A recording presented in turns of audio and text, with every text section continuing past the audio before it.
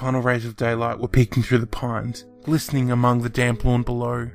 This morning's rain was good for the crops, bad for the barriers, bad for the fire, and bad for running. It didn't make a difference, though.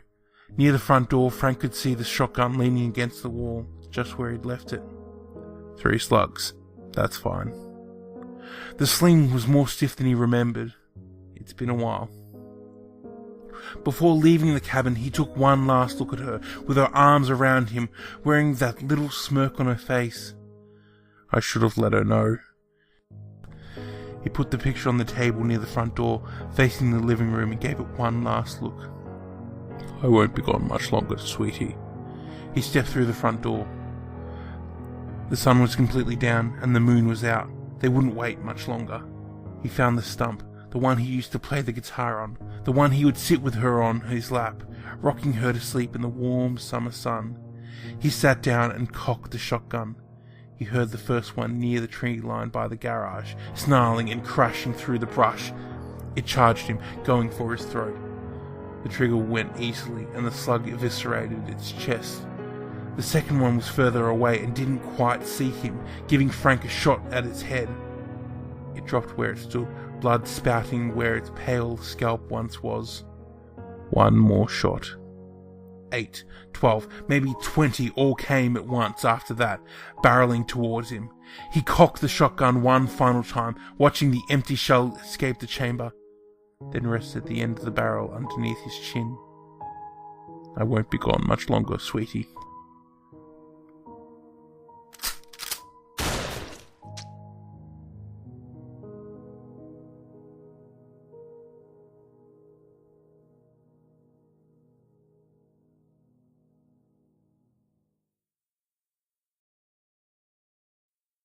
Hello and welcome to another episode of 5 Questions with a Scarecrow, where we ask all your favourite scarecrows. I'm of course your host, Wandering Scarecrow, and today my guest is someone I've not seen since I was a wee little scarecrow.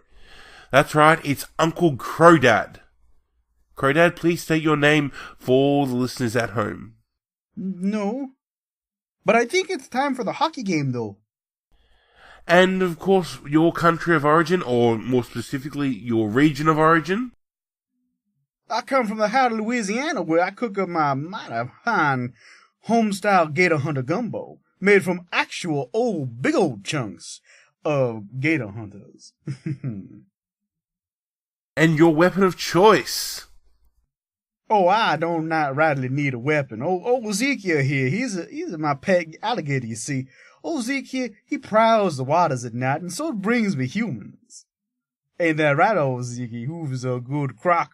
Who's a good gator? Oh, yes, he is.